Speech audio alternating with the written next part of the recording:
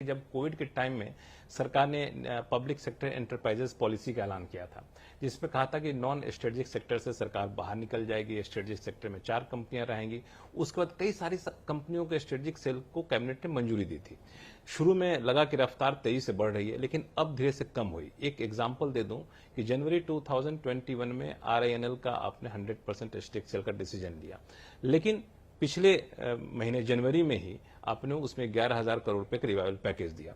तो अब आपको लगता है कि उस अप्रोच में जो 2021 का अप्रोच था स्ट्रेटेजिक सेल का, उसमें बदलाव आया है? देखिए, इसमें कुछ भ्रांतियां हैं। अच्छा, सरकार की नीति यह थी कि कुछ सेक्टर स्ट्रेटेजिक हैं जिसमें नेशनल इंटरेस्ट इन्वॉल्व है, जैसे कि defence, railways, infrastructure, critical minerals या फाइनेंशियल जो हमारे सेक्टर हैं, जो बैंकिंग हो गई, इंश्योरेंस हो गई, पेंशन हो गई। इसमें गवर्नमेंट, सरकार की प्रेजेंस आवश्यक है नेशनल इंटरेस्ट के लिए। कुछ सेक्टर्स ऐसे हैं जहां पे हम अगर स्पेस दें तो प्राइवेट सेक्टर बहुत अच्छे से आगे आकर निवेश कर सकता है और उसमें आगे जो है ग्रोथ का हिस्सा बन सकता है। तो उसके तहत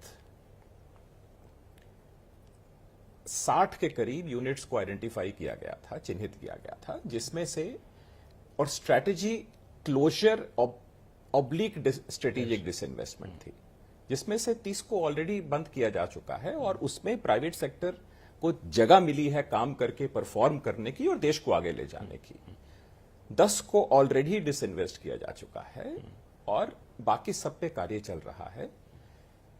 एक जैसा मैंने बताया कि कंपोजिट स्ट्रैटेजी का जो चौथा पिलर जिसकी बात हमने नहीं की, वो कैलिब्रेटेड डिसइन्वेस्टमेंट है। कैलिब्रेटेड डिसइन्वेस्टमेंट का मतलब है कि हम सोच समझ के कैलिब्रेटेड तरीके से डिसइन्वेस्ट करते हैं। कोई भी asset manager market conditions, corporate performance और स्ट्रेटेजिक ऑब्जेक्टिव्स को देखते हुए ही निर्णय लेता है।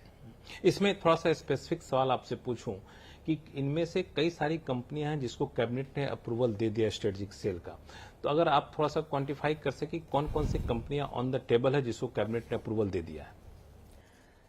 मार्केट सेंसिटिव इंफॉर्मेशन मेरे लिए देना संभव नहीं होगा, लेकिन मैंने आपको स्ट्रैटेजी बता दी कि इसी कैलिब्रेटेड स्ट्रैटेजी के तहत कार्य चल रहा है और समय समय पर हम OFS लेकर आते हैं, समय समय पर हम IPO लेकर आते हैं और जैसे जैसे हम लाते हैं हम आपको जानकारी देंगे ताकि ऑर्डिनरी इन्वेस्टर, चाहे वो डायरेक्टली इन्वेस्ट करे या अपने म्यूचुअल फंड मैनेजर्स के थ्रू इन्वेस्ट करे, उसे यह मौका मिले। इसमें एक थोड़ा सा और सवाल मैं अलग तरीके से पूछूंगी। जिस तरीके से मार्केट कंडीशन है अभी, और अभी बहुत ज्यादा मार्केट में रिवाइवल के चांसेस कम दिख रहे हैं, तो स्ट्रेटेजिक सेल को लेके थोड़ा सा गो स्लो मोड में रहेंगे, क्योंकि जाहिर तौर पे संपत्ति सरकार की है, मतलब घर की संपत्ति बेचेंगे तो देखेंगे कि अच्छी कीमत मिले तभी बेचेंगे। तो क्या ये अप्रोच रहेगा सरकारी संपत्ति डाइवेस्टमेंट में? मैं नाम नहीं पूछ रहा हूं कंपनियों का आपसे। आपने आपका सवाल वाजिब है। मार्केट करेक्शन के फेज में है,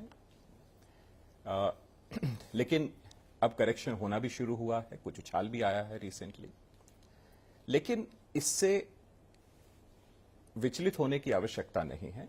जैसा कि मैंने बताया, इसके 2 कारण हैं। पहला कारण, पब्लिक एंटरप्राइजेस के पीछे सरकार है, सरकार की नीति है कि हम कंसिस्टेंटली और सस्टेनेबल तरीके से डिविडेंड देंगे और इस प्रॉफिट और इस वैल्यू को आम लोगों के बीच, आम नागरिक से बांटेंगे।